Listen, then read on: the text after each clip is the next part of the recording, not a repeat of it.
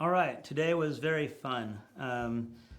I did a tattoo on my friend and helper, Thomas, and I got to use my whole lineup of machines that I'm currently selling, minus Adam Safari and mine's Ghost Dog Revival collaboration machine.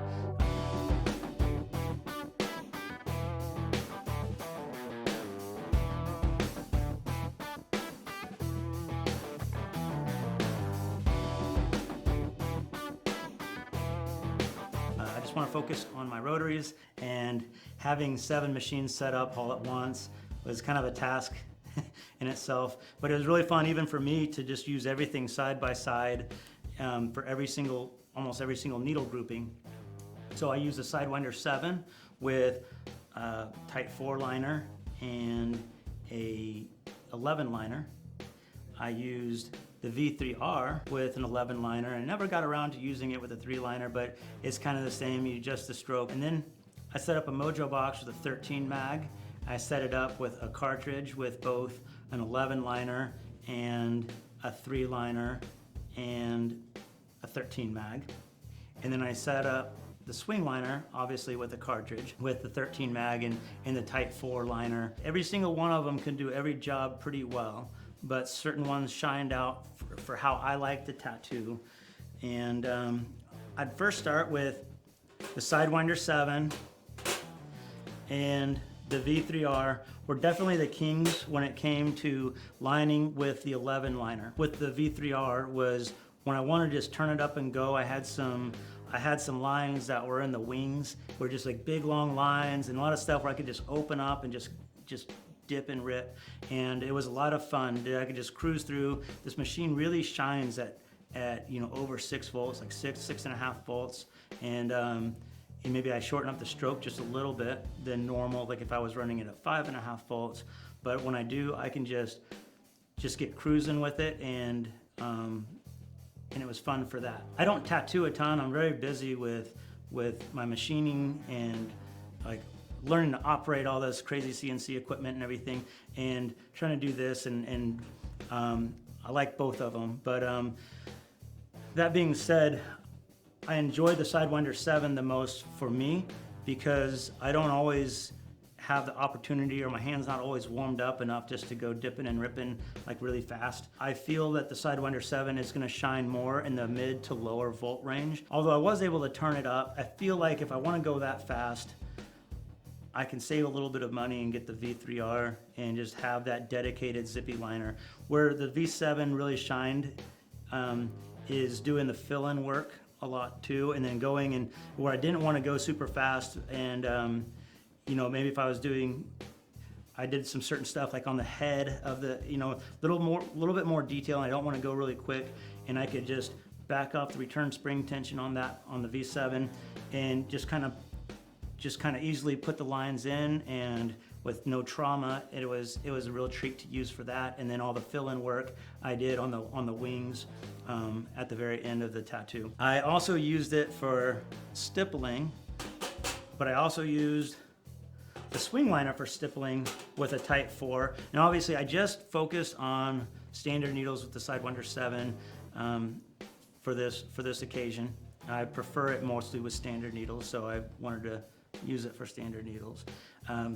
I felt like the V7 it's definitely pops in a more pronounced dot, like with very little effort. I have a lot blacker dot. It's better if you're wanting stuff that's like a line to dot kind of stuff, where you're pulling these little fine lines and it goes brrr, then this is going to be the go-to. This machine was a little bit more tame, and maybe more for a novice, I would say, where it's a little bit more forgiving, but I also can't get at that as much of a definite like line to start dotting.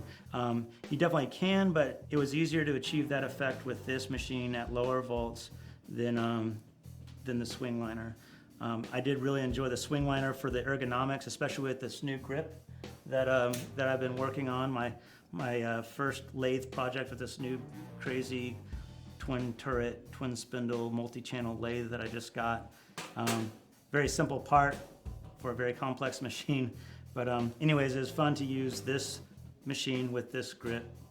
That was my most favorite thing about it. This definitely feels more like a toy in a good way. It's just kind of fun and playful, and when the time you go to tattoo with it, it may sound a little intimidating, but I felt calm using it. I didn't feel like I was gonna chew them up or anything, and it didn't have a lot of trauma. And I kind of relaxed knowing that there's no adjustment that I need to, like, did I set the impact screw right? Where's the stroke at? I just go, if I wanted to hit softer, I just flip the polarity around. And so I liked it for that. It was good for shading, but now let's talk about this. Mojobox, I used with both a 13 mag with a standard, and I used a 13 mag and a fine liner with the cartridge. I felt like my favorite with the 13 mag was a standard needle Mojobox. It was a very glorious feeling, you know, with a big 13 mag and just rip shit with it. Like, and not tear my client up, but it was very fun just to effortlessly do solid black and just really pronounced whip shades, and it was a blast. I just want to use this machine more and use bigger mags, and so it was definitely my favorite with the standard needle. If I was going for a more of a blended kind of a look, then it still did really well with a 13 mag and a cartridge, but obviously the cartridge is going to affect the give of this machine and the springiness, and it's going to make it hit a little bit softer. So I can adjust the stroke wheel on here to get it to hit harder, but it's not quite the same that you would get with the standard needle with no return tension on there from the cartridge. As far as fine lines go, I did use this also in comparison with this, and I felt very, very comfortable using the Mojobox with a Type 4 and not feeling like I worry about blowing out lines or anything. It put it in, I didn't have to push. You know, some rotaries, when I first got into rotaries, and before I was really making them, I liked rotaries for fine lines because unlike a coil, you know, it's kind of hard to blow out a line. It's kind of even hard to sink a line with your basic rotary machine. But you get into like a Sidewinder, and if you're not a pro, or you don't have really good dexterity with your hand, you can accidentally go too deep with that. But with this, I felt like it was just like a cakewalk. I could come in hungover and just pick this up with a 3-liner and just, no shaky hand, nothing. You know, that's how I felt with it, and I wasn't hungover. But yes, it was a very comfortable fine liner and a very comfortable color packer. And I felt like I could still get a good shade with it as well. The Swingliner, comparatively, I think I like it's less intimidating as far as holding it in your hand. If you're a beginner, there's not a lot to think about. Just flipping the polarity. The Sidewinder 7, I feel is my favorite because of just the versatility. By the time you learn the Sidewinder and all of the stuff that it can do, it's just really a phenomenal machine in my opinion. And I've put years and years, you know, like over 10 years now developing this machine, or both of them. And the thing that I just like the most, I would just have to say, is between the two, the V7 is going to be a little bit more versatile, and to where I could do shading with it, I could do fine line, I can do all that at whatever speed, and it can kind of accept all of the different voltages pretty well. But the V3r, when you want to go a little faster and zippier, and maybe a little, if you want to use more of a speed rather than punch of the machine, it's a very graceful, nimble, competent liner. Yeah, I hope it was all like enjoyable to watch and made sense and maybe enlightened you on what I have to offer in tattooing, and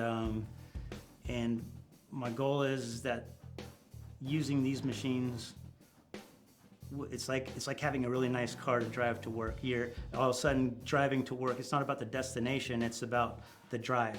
And it's not about getting done. It's about the action of tattooing, and as a very pleasurable experience, like driving a sports car down a windy road or something.